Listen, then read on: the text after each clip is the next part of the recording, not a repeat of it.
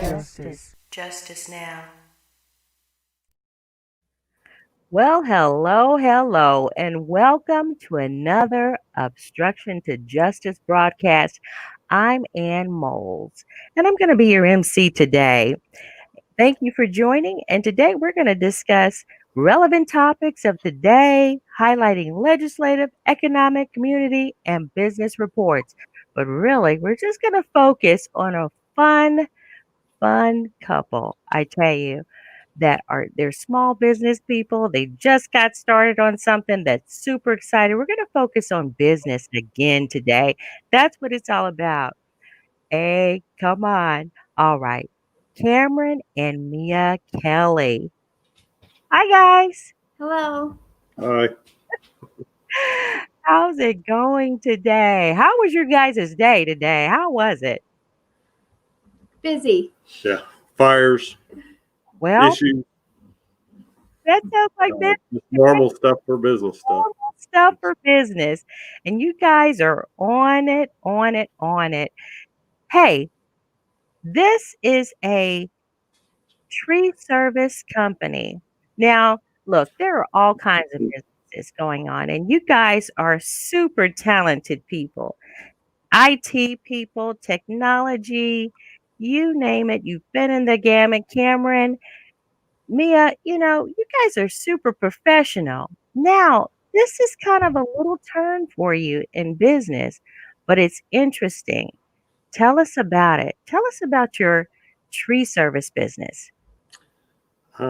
It's a full service tree company, removals, trimming, um, plant health care, pretty much anything tree service we can do it. Oddly enough, we don't plant trees right now, but we do have partners that do. So if people need that kind of thing, we do have some folks that do that, mainly because that's more of a landscaping issue. And there are people out there that are trained landscapers that do a very nice job of that. And we try to use those folks to do that kind of thing. But otherwise, anything tree we can do. Sounds good to me. Now, so no tree is big or small. Monster tree where no tree is too big, no tree is too small. That is Obviously, we would rather save them. We'd rather come in and trim them up, make them look nice, get them ready for the spring. We can treat them. We do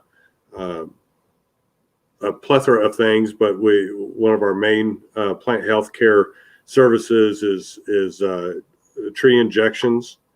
We can treat anything from chlorosis to emerald ash borers to just about anything. So last year we did bagworms and Japanese beetles. Mm-hmm. Who likes those, right? No, I don't. I tell you, those beetle things. Now, even with the garden, I have a bucket garden. I don't know. You guys probably have way more going on than I do, but I live in a smaller place as far as land availability. And it's like, okay, well, we're gonna just do a bucket garden. And I tell you, those beetles just Oh, they're wiped out. grow. They would just eat up everything. Yeah, and they're you get elms and river birches and those kind of fruit trees. They just go at them. Mm-hmm, So trees are super important in our ecosystem, right? Mm-hmm. And with that, what else can you tell us about trees? Now you're sounding pretty knowledgeable there. Of course, being in business, working with trees, why are trees important for landscape or yard or whatever? it's a broad question. Mhm. The obvious answer is they help they create oxygen and Sure they do. that's what sustains life. So we again that's kind of why we would rather go into some place and trim a tree up, make it look nice, get the dead wood out of it, and make them healthy. Whether that requires an injection or fertilization or whatever that happens to be, make them healthy and make them continue to provide the beauty and oxygen that they do for their owners. Sure. We do say a lot. Owning trees is I've got lots of trees. I think you've seen my trees.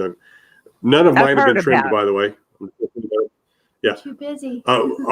You'd think owning a tree service, our trees would be all trimmed up, but they're not. We never have time to do our own place. Mm-hmm. But it's a exercise in risk management, right? So you can you've got trees. They if you're not taking care of them, they can fall. Branches can fall on the house. Branches can fall on your car. I've had that happen. You've got branches out in the yard that you have to pick up all the time. The only way to not have any risk of damage from a tree is to remove the tree, right? Oh. And that's what I hear a lot of people. First thing they want to do with a tree is cut a tree down. Yeah. And I'm like, wow.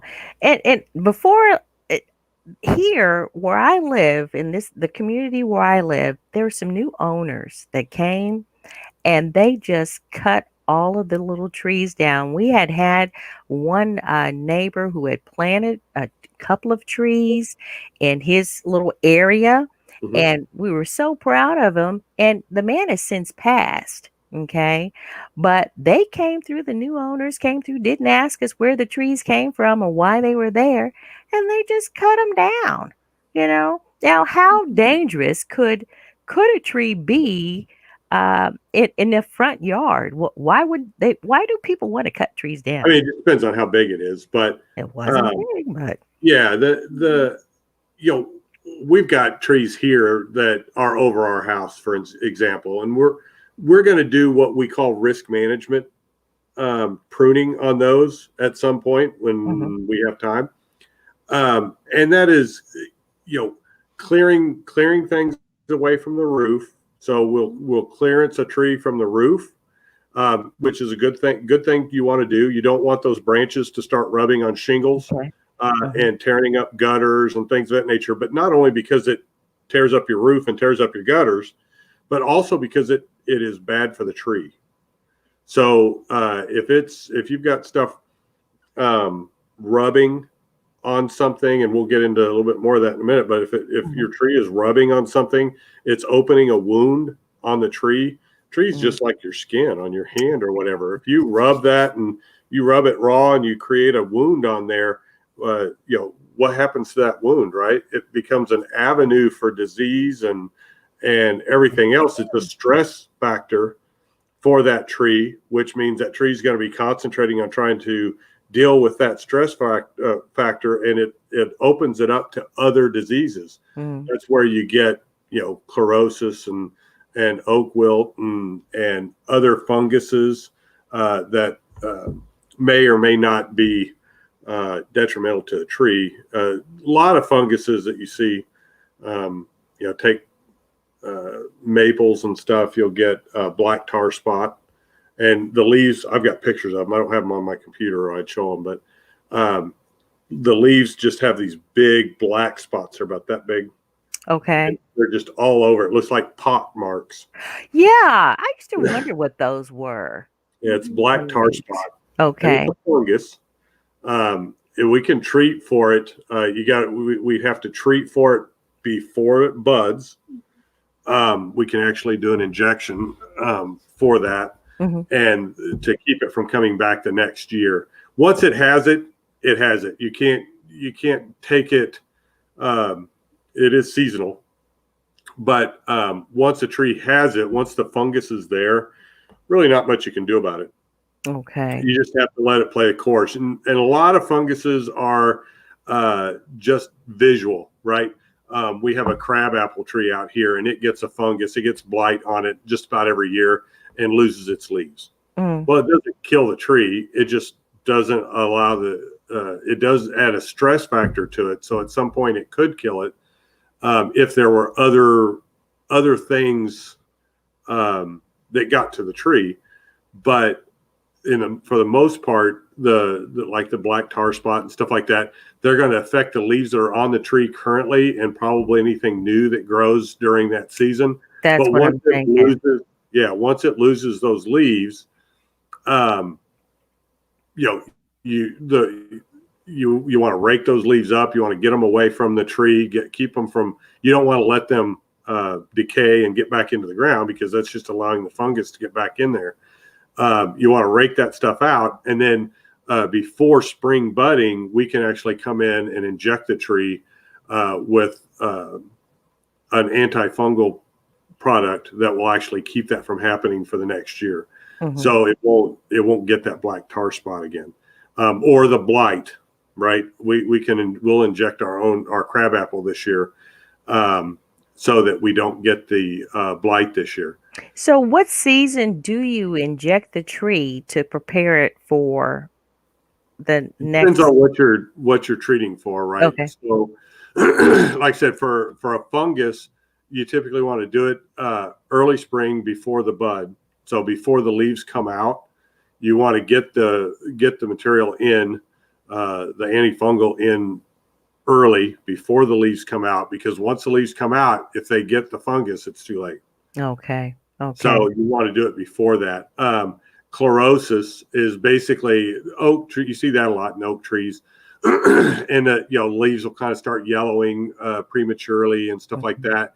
And it's kind of a sign of iron deficiency, mineral deficiencies, and stuff like that. And it puts the tree under stress, and it can't then fight other things off. So then you'll start seeing funguses and other issues. So for oak trees, for example, we can do those between now and budding, right? But we would do a injection of micronutrients. So it's a bulk micronutrient that we would inject into the oak tree. And oaks have most trees don't work that way, but oaks have an ability to take that into the rings and keep it there with no leaves on it. Now, when you say rings, that's the inside of the tree. Mm-hmm. Yep, Okay. the inside of the tree. Right. I'm So hanging the in ability there. to kind of store it in there, Mhm. and when it does start to bud and does start to open up, it'll go ahead and suck it up into the canopy and use those nutrients to help give it a boost. It's almost like just like anything else, if you go out and you get your vitamin C and zinc and iron and whatever, and you keep doing that, it helps boost your immune system and helps boost your own ability to fight stuff off. Well, it does the same thing for an oak tree in this particular case. And now we can use that in other trees as well, just not during the wintertime. There are things like emerald ash borers. Ash trees are... Now, the ash tree is that white tree that kind of has the sleek bark on They it. usually have a pretty rough bark, Okay. but they have a more of an oblong leaf, and you'll see the little seed pods they're like little bunches. I think they look like a little bunch of grapes or something, but Okay. I'm sure that's not. There's a lot of ash trees. There are green ash trees and white ash trees. Some people call them purple ash trees. Okay. But they are very pretty, very colorful. But emerald ash borer it's not a native insect to Missouri or to U.S. for the most part, I don't think. But it was introduced in like '87, and it has just been marching across the U.S. And they get in, and they basically, the adults do eat the leaves, but they don't eat enough to hurt anything. So it's not the adult emerald ash borer that's causing the problems. It's the what's the word I'm looking for? The larva. Larvae. Thank you. It's the larvae that does the damage. So they will put their egg into the bark, They hatch, they dig in, and they just go up and down right underneath the bark, Mm. and it destroys the tree's ability to suck water up. Oh, wow. So they'll do multiple generations a year. They can pretty much kill an ash tree in a year. Mm. Mm. So there are native boring insects. I've got pictures of some of them, but I don't have them on this computer. We'll But come back. We'll come yeah, back. Spring is coming. We're going to get through this winter and this yeah, COVID. yeah. Through all that. We'll be So back. we did. There are some native boring insects out there that will go after ash trees and maples and just about anything. There's pine borers. For those kinds of things, for an ash tree, for example, if you have an ash tree and you're not treating it, it's going to die. Eventually. Yeah. Which kind of brings me to here's a bell that's gone off. If you have trees, now when I have my house, I don't have a house. I'm just too busy to have a house right now. Okay. I'm thinking about getting something with, house and a few more trees and some land and everything, but not right now. But when I did have one tree, and it was a big tree. And since it was the only tree there, I still wanted to make sure that it was doing well. I didn't know anything about trees. So I think as a property owner, isn't it a good idea to check on your trees? Yep. Yep. Absolutely. I would suggest anybody have trees and they want to keep them Mm-hmm. and have them as healthy as possible. They should give us a call and let's come out. We do free estimates. We'll walk the entire property and and bring to their attention anything that we see that has potential for either risk or structural prunings or whatever. If we see something, ash trees. If we see ash trees, we stop and we ask people, are you treating that tree? Here's what it costs to treat the tree, and it then becomes up to them, whether they move forward. But if you have an ash tree and you're not treating it, it's not going to survive. It will eventually get emerald ash borers. They're thick in this area. We're doing a neighborhood not too far from where we live. 300 and some odd ash trees. They all have to come out. That is heartbreaking right there. Yeah, when you think you of just have to do it. But and then again, like I said, if you have evergreens, it doesn't matter what you have. Pine trees have pine borers. We've had to take out several of those. If you start seeing the web or the bagworms, you'll start seeing them. There'll be tiny, tiny little things, and they'll be crawling all over the leaves. And they start building those bags on their backs while they're feeding on the tree. And so the bags get bigger and bigger and bigger and bigger and bigger until they're the size that they put on the bag. But they'll eat a tree, right? I mean, they'll eat every leaf off the tree. Those we can treat for, Okay. if they're in their bag. So if they're hanging off your tree, everybody's seen a bagworm. If they're hanging off your tree, there's going to be thousands of them, babies on your tree eating them, and they'll spread to other trees quickly. Once they're in their little bags, once they're cocooned in, they're really impervious to any kind of treatment. But while they're feeding, we can get rid of them. I've seen those. Get rid of them. I've seen a lot of what you've described and really didn't know what I was looking at. Now, how tall of a tree have you guys maintained? What's the tallest tree you've maintained and worked on? I mean, oaks are huge. We do a lot of clean outs of oaks. This time of year is the best time. Winter is the best time to do any kind of work on an oak tree. Yeah. Oak trees, and I don't always want to be the doomsayer, but oak trees are susceptible to fungus called, and the worst of that, there's actually two here. One is One is called oak wilt, and it's terrible. It can kill a mature oak tree in a season. Hmm. And there's another one called hydroxylon canker. Hydroxylon canker. Wow. And again, it too is a fungus. And if you see a tree, an oak tree, where like the upper branches, the bark is sloughed off of it, and the wood underneath it is white, and you'll start seeing on the trunk as well. That's hydroxylon canker. Wow. And it kills tree.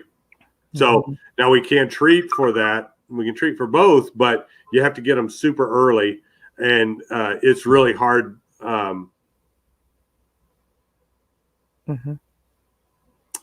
have a problem. They're really hard to stop. So oak wilt is when you're maintaining oaks. If it's during the growing season, there's a couple of things you should be aware of. You should never allow anybody to spike your tree. I don't care what kind of tree it is. They shouldn't be spiking it. Okay. Because I've heard that term before, and that's pretty good to know. Yeah, there are little spurs that people put on the inside of their boot, and they spike the tree to help them climb it. To get up in the tree, to climb the tree. Right. So you'll see a lot of folks will use a ladder up against the trunk, and then they will use a ladder to get up past the trunk, and then they'll spike the rest of it. And every time they spike it, they're opening a wound inside that tree. Just like you told us, you described that to us. Right. And that's an avenue for oak wilt or anything else. So don't let anybody spike your trees. But on an oak, when we're doing an oak during growing season, I'm not saying we won't, but we typically will work with the owner to say, let's do a risk management pruning.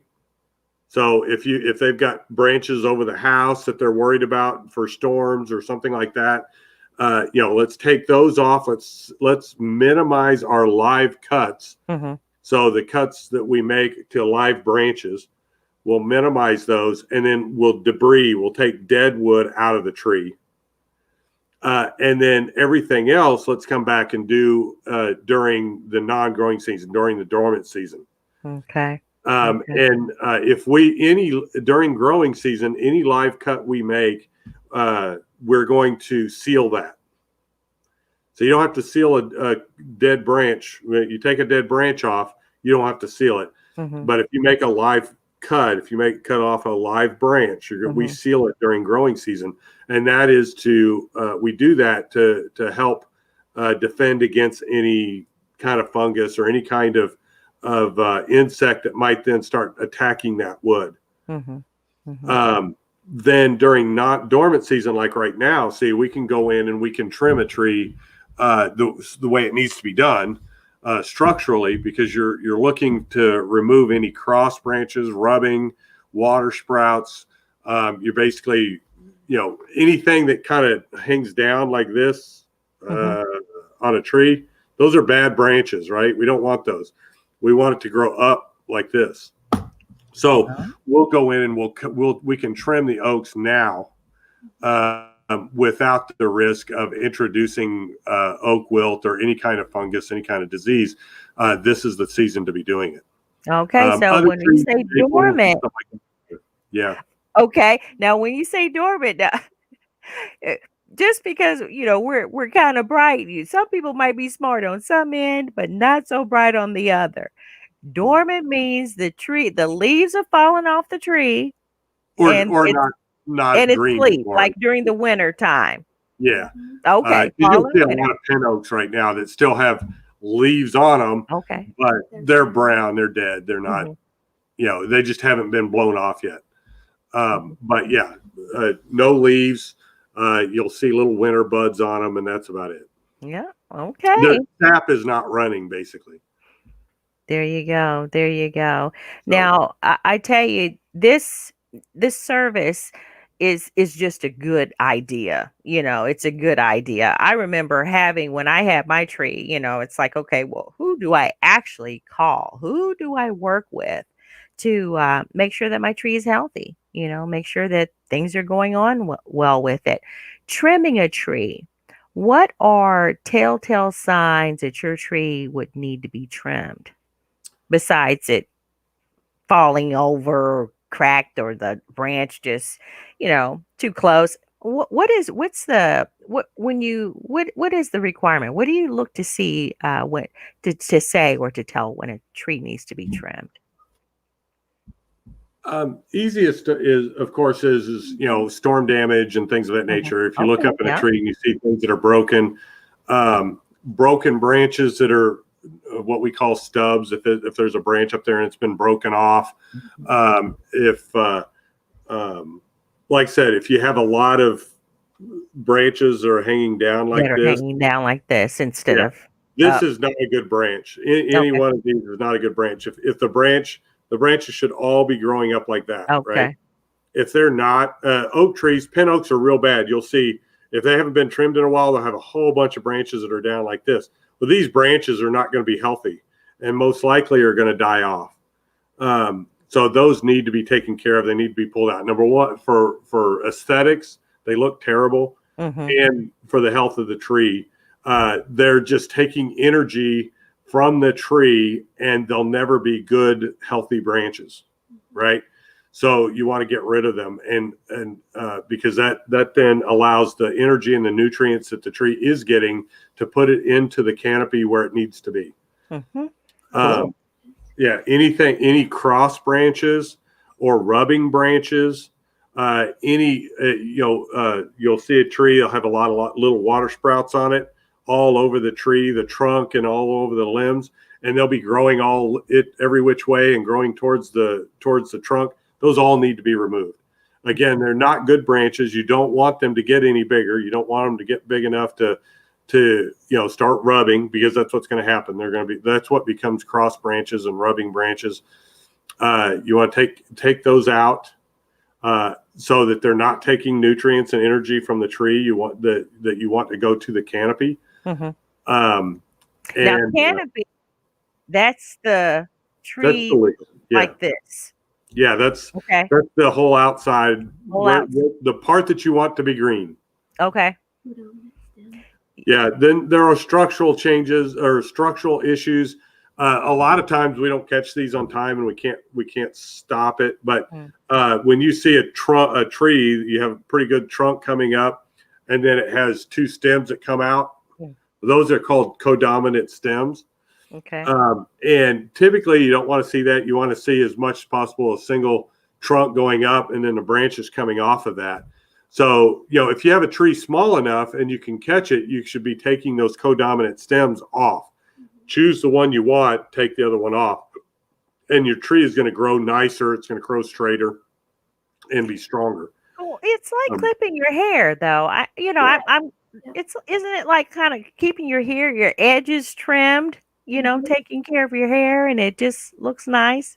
Exactly. Yeah. Mia, tell me what's your experience in this? Now, I understand, I kind of know a little bit about where the background Cameron's come from, and hey, Cameron, you've learned a lot and you know a lot. You're good at this. I'm excited for this business here, in that people have somewhere to go when they're needing to get their trees taken care of, trimmed, and looked after. What about the tree business for you? What's going on with you in the tree business, Mia? Well, I'm a people person, so I do I find talent, I find the labor, I do the office duties, I do the scheduling for our crew, and just the back office things. I do like to go on site because I'm in charge of the Facebook page, so I like to go take pictures of the crew in action, and I try to post once a month on big jobs that we do, and the crew likes it when they see their pictures up. and social media. So I try to keep those updated. Always busy. If the crew needs something, I'm usually the one running whatever they need to them. So Cameron's more on the equipment part of it. So if there's an equipment problem, Yeah, somehow I've turned into the mechanic. Oh, I don't know, Cameron. You've been. How's that Jeep coming? I don't have a Jeep anymore. Okay, We have a buggy. We have a doom buggy now. Well, the technically Dune we have buggy. two, but Yeah. the one is hanging up in the garage. But we do have this one now. So See, I knew there had to have been a toy somewhere. yeah, Oh, what a cool. Mia, do you get a chance to drive that? I haven't yet, but Okay. I picked it out. We saw it and I saw the purple. I'm like, yes, that's Yes. so cute. And I've always wanted a doom buggy. Yes. So we've done a lot of, we've rebuilt most of it, with the exception of the body. Everything's pretty much different. But we're a part of a group. It's called KC Buggies, and they meet and we do cruises, parades when we can. We Okay. haven't done. they any canceled since all the COVID. parades. I know. Yeah, because of this Yeah. Yeah. So COVID no issue. parade, no nothing, Mhm. no It's fun at gonna all. go away though. We're gonna beat this, and it's gonna be back to where we can get out and enjoy the trees, the sun, Well, the dune everybody's been buggies. out. Yeah, everybody's out enjoying their trees and stuff. I mean, one nice thing about it, us going out and working with clients, they're always at home. Uh, So it's easy to catch them at home and Yeah. stuff like that. So and that too. Another thought is that okay, well, they're at home and they're going to be enjoying their yards even the Right. more, and their windows are going to be open, and they'll get a chance to really pay attention to see the flowers, but definitely see the trees. Right. Most Right. definitely. That's one advantage. We do have to look at it at what we're dealing with in a positive way, because you have invested in your property, and you of course get the grass cut or whatever, and then it's like, okay, we want to make sure that it's beautiful. We want to make sure that it's a place where they can enjoy the scenery. I'm going to take us out to your website okay, and look around a little bit out there, where people can definitely be able to see what's going on out here. Okay, so we got this. Okay. Yep. This is our home online. Okay, Mia. Yeah. So this And is we the. Mhm. Yep, and we have our website set up that you can go in here and request a free estimate, and we contact you same day and get that scheduled. And all of our estimates are within hours, not days. right. So So we come out, we do your estimates. Everything is itemized. Each tree is itemized. We've got, professionalism. As you know, we've both of us have grown up in corporate world like you, and um, we're bringing that kind of paradigm to this business and this industry. That's part of the reason why we picked Monster Tree. Our estimates are very thorough. The pictures are there. We map things out. We make sure that our crew knows exactly what they need to do, so that from beginning to end, you're dealing with professionals. Yeah. So I went out to your website, and right over here where Mia was sharing, get a free estimate. So you'll see that to the left of the screen there. You'll click on that. That's neat. Yeah. So you'll Very just pop in easy. your information there. You don't have to go hunting for it at the Right. website. Right. Yeah, Very easy to find. definitely easy to find. So and it's within you'll put in your request to get an estimate. You'll get contacted Mhm. within, Yep. 20. And we have we schedule our sales arborist, Okay. or one of us do them. We also Yeah. do estimates, but we do have a Yeah. sales arborist and have him come out. He drives his, uh, he drives his Toyota Prius that has monster tree from one bumper to the other. Oh my goodness, it's Uh, wrapped. He has a wrapped yeah. Prius. Yeah. So very much like the trucks and stuff that I've been showing on the background here. Mhm. And he'll come out and do the estimates and get all the information down. Yeah, cool. Now this is what's scary to me. Yeah, This is what's scary. What Yeah. would cause a tree to uproot like that? a really Wind. heavy wind Yeah. Okay. or too much moisture. Yes. Some things We've had both sometimes happen this year. sometimes you can't avoid when you have a really tough storm. But one thing we do in pruning as well is we can thin out your tree where the wind can go through it easier. Some winds you can't be helped because if they're really strong then. But one thing we try to look for to alleviate storm damage is thinning out trees where the wind can pass through it better. And Okay. That's a thought. that, I didn't that even know you could do that. yeah, that's why a lot of Bradford pears get such storm damage, wind damage, because they get so thick in their canopy that the wind just can't go through them. It's just like Yeah, they hit a wall. So yeah, they hit a wall. what's gonna happen? And it Whatever breaks. gives first and that's a Bradford pear, which Mhm. I mean, Bradford pears are just notoriously brittle. Yeah. They don't even, people won't even install them anymore. Mm. They're just not a good tree for that. Yeah. But we get into oak trees during a pruning of an oak tree or a maple. You're going in, thinning the canopy, allowing the sun Okay. and the wind to go through it, and it will minimize the risk. That's always the key. That's what I mean by owning a tree is always about it's a risk management exercise. You know, if you don't take care of it, your risk is going to increase of getting storm damage and causing other issues.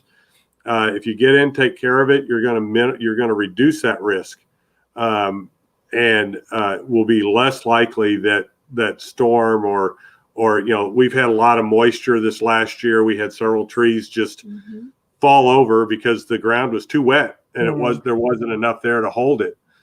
Right.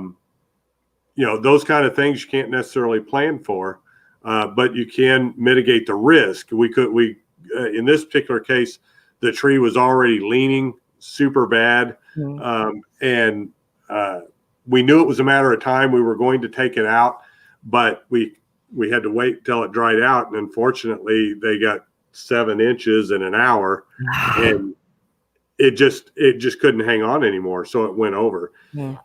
Had we gotten to the tree earlier, we would have reduced the risk of that happening by reducing that side of the tree before it started leaning too much. So we would have reduced the limbs back. And there's I know you don't want to get into it today, but there are pruning methods that should be followed when you're pruning a tree. You don't want to do a head cut, which is just cutting off of a branch wherever you decide to cut it off. All that does is create water sprouts and creates bigger issue later on, right? Because now it makes it bushy and it's going to be an even greater wind risk. Okay. Right? Mm-hmm. Or it's going to die off. The limb will either go crazy bushy with water sprouts or die off. So you don't want to do that. It does need to be pruned properly. Mm-hmm. For example, we do not top trees. So my company will not top a tree. It's the worst thing possible for a tree. What is that? Where they just cut, you'll see them. They'll just literally cut the tops off of the tree. So all there'll be is just a stump and stubs of the branches. And what'll happen is depending on what kind of tree it is, usually it's elms and stuff like that. Yeah. Elms and Bradford pears, you can do that on. And you'll see them, the water sprouts will just go out. Every stub will get like 100 water sprouts on it, and makes it look terrible.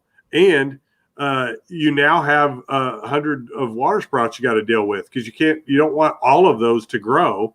You would have to get up there and start pruning those off and try to pick one that makes the most sense and so on, which nobody does. If you watch a tree that's been topped, they'll just allow it to go crazy, and then they'll come back another year or two and top it again.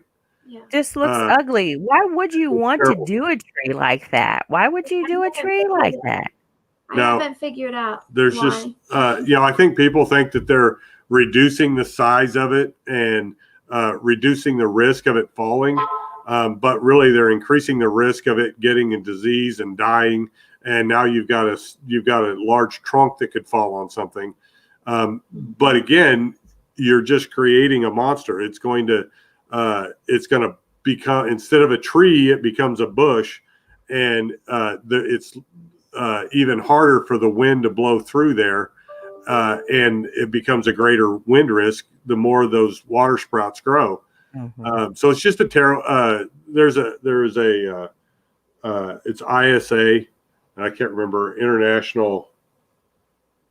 I can't remember. Anyway, they are. If I hadn't tried to tell you, I could have told you. But they're the certifying body for arborists and things of that nature, and they do not support topping at all.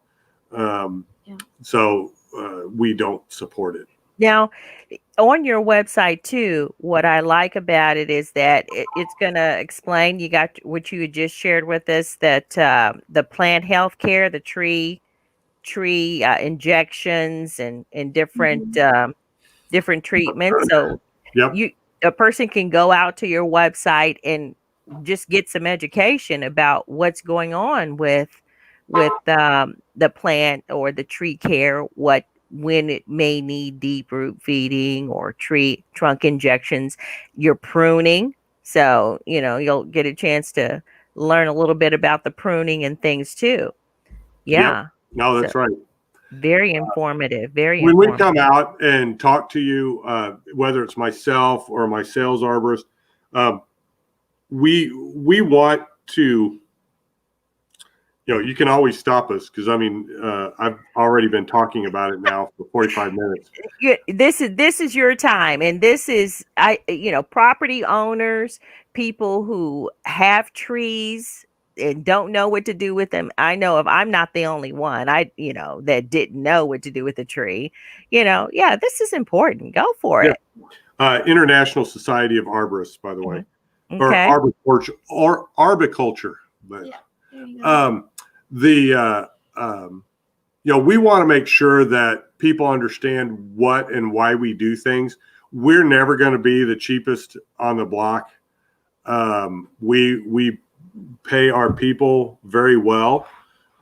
We provide them with not only with a nice salary, but we also provide them with health care and all of the stuff that our people need to remain healthy and happy in our company. But we also, and we spend a lot of time training and reviewing the proper way to cut trees, why and when to cut them, and things of that nature. We invest a lot in our people. So when we're coming out to treat trees, whether it's just to, if it's to trim them or to PHC, our people know what they're doing. So we're not going to be, and this is not in any way derogatory, but we call them a chuck in a truck, somebody that just comes out and, he's your friend or friend of a friend of a friend or whatever. And he comes out in his pickup truck with a chainsaw and starts cutting. That's not what we do. Number one, we want to be there for the good and the bad. You know, if you have a tree that needs to come out, we want to be there for you and take that out in a safe fashion, so that it doesn't, there's no damages to your property, or, you know, as little damage as possible to your property. I mean, we are running a heavy equipment and dropping, tons of tree. So, but minimize damage to your property. We want to be there for that. We're going to clean up. We're going to rake your yard. We're going to make sure there's no sticks left. So I hear you guys really pay attention to safety. You know, right. Everything is got to do with safety. We won't drop a tree without a rope in it that we're pulling on to make sure it's going the right direction. We won't go in and cut limbs off over a house that's not tied off, and things of that nature. We want to make sure that your property is safe, but also that my crew is safe. Yeah. We want our crew members that leave here in the morning to come home at night and go home and see their families. Yeah, sure.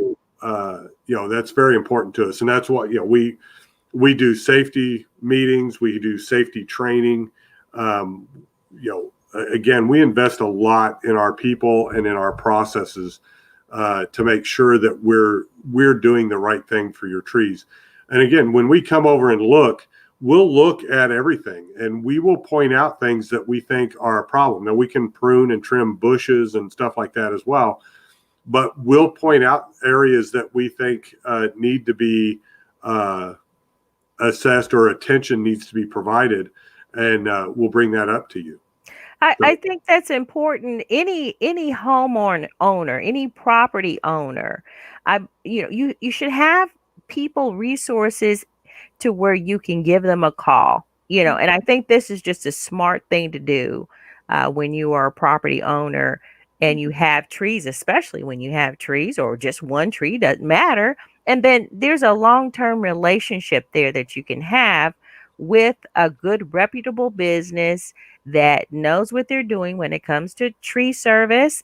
They, it's good business. They do good business with you. They take care of their employees. It's just good business and a good thing to do when you have property. Now, well, and let me stop you right there, because one of the things that we run into, and people need to be aware of, and we tell people constantly about this, we are a fully licensed, bonded, and insured company. Mm-hmm. So we have a tremendous amount of liability insurance to make sure that we're covered. Our people are covered with workman's comp. Mm-hmm. And all of our vehicles are insured and everything, and that is so important. If you hire somebody to come out and do your trees, now of course our certificate of insurance goes out with every estimate, so you can see our insurance. Mm-hmm. But let me tell you, I can send you right now. I can send you I can go out and get insurance and get that certificate of insurance and have it with me, and then stop paying my insurance. Oh boy. It's just like car insurance, right? Mm-hmm. So now I'm telling you, I've got insurance. Here's my certificate of insurance, and I'm holding it up to you. What you need to do as a homeowner is say, that's great. I'm excited about that. Can't be the day before you start working, I would like to become a certificate holder on your insurance. Very important. Okay. Because that basically what that means is I'm going to call my insurance agent. I'm going to say, hey, Ann wants to be a certificate holder on the insurance before we start working on her tree. And they'll say, that's great. And they will create, they'll assign you your own certificate of insurance. So you'll be a holder of the certificate of insurance of my insurance. Mm-hmm. That means and what that does is it proves to you that I have active insurance. Right.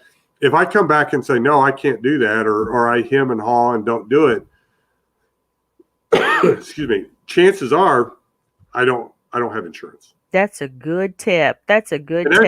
You should do that in anything, not just tree service. Yeah. Roofing, plumbing, electrical, anything. it doesn't matter. If you have people come on your property, you need to be asking for that. And you need to make sure that when you look at that certificate of insurance, that not only do they have liability, but that they have workman's comp. Because if you have someone up in a tree and they cut themselves they're using a chainsaw. Oh boy. Mm-hmm. So if they cut themselves and they don't have workman's comp, it's on you. It's on you as the homeowner. And see, we don't know about that. Most Americans, most property owners, they don't know about that.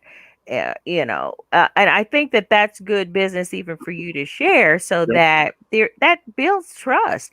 Guys, this is if I had a tree, I definitely would be giving them a call to make sure that that tree is doing what it needs to do. We don't want it falling over. We don't want it full of disease. We don't want it, we want it to thrive just like the rest of our yards. If we're paying attention to cutting the grass or whatever, keeping the lawn care, the tree is part of the scenery. I would definitely give you guys a call. Now, speaking of giving calls, now this free estimate button is up here too. So up at the top of the screen here. So if you needed to get that free estimate, you guys are Monster Tree Service of Lee Summit. Yep. So there's quite a few trees out there around in that area. You got the lakes and everything else going on out there. So they can contact you at the 816-542-3338 number. That's right. Okay. Right. All right. And we don't have it up here, but we also have an office number that's 816-766-1007. Yeah. Okay. And in fact, that is what is all over our cars, our trucks. Okay. So, if you see our trucks running around, they look a lot like that.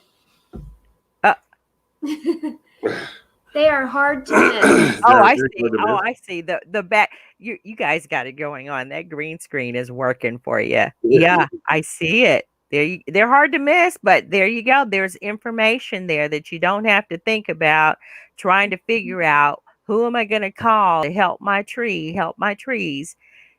Call them, give them a call. Now this what I also see here too is the if they have a question, maybe they can message you. They're busy.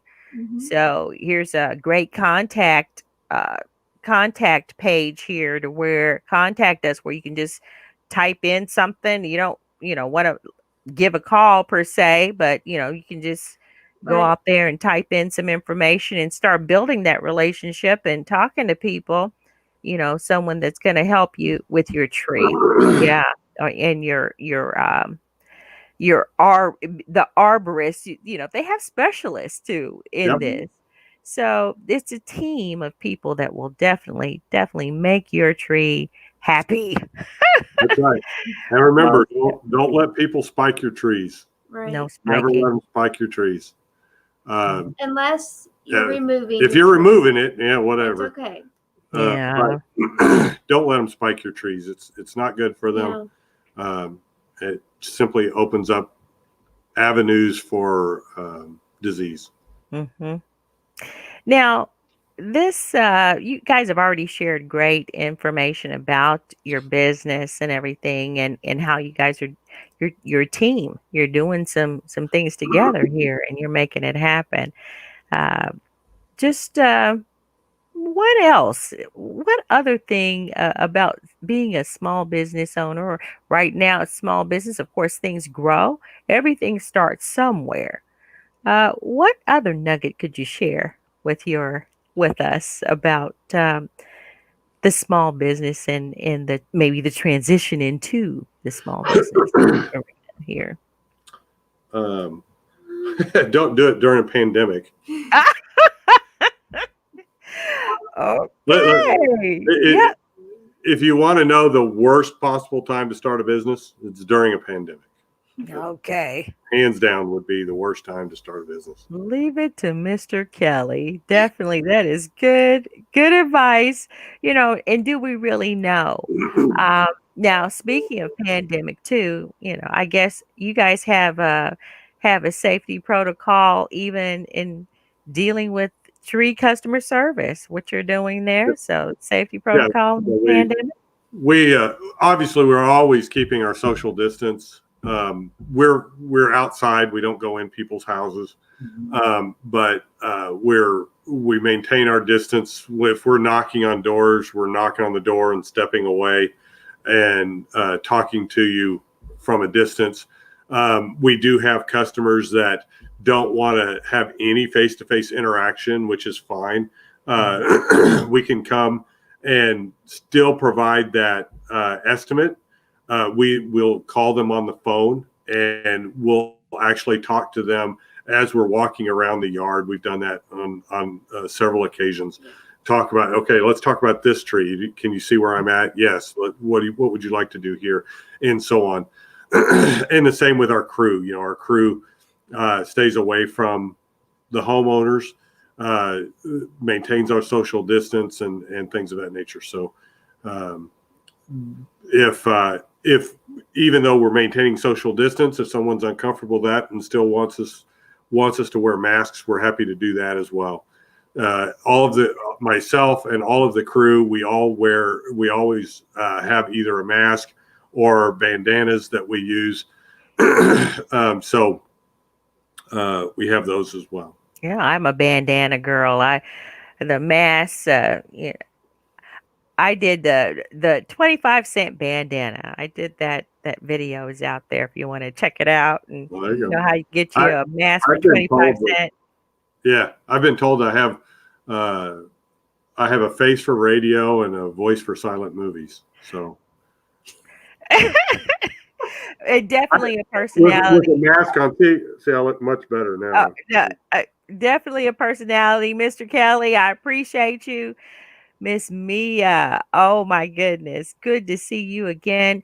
And you guys are just doing great things as far as this. We've always done great things. I just like you guys, but the fact that you're just going on and doing this is kind of out of your vein when it comes to what you're usually used to doing, but it's still business, and I think that that's something that people can glean and get an understanding that business is business. Doesn't matter what you're doing. Let's just do good business, and you guys are doing that. We want to thank you again for joining us on another broadcast too as well. Team, keep in touch. Thanks, Cameron. Thanks, Mia. Bye. Go out there and share the links and follow us. And we're going to try to be here again on another Wednesday. Thank you for joining another broadcast of Obstruction to Justice. And we will see you next time. Thank Bye. you.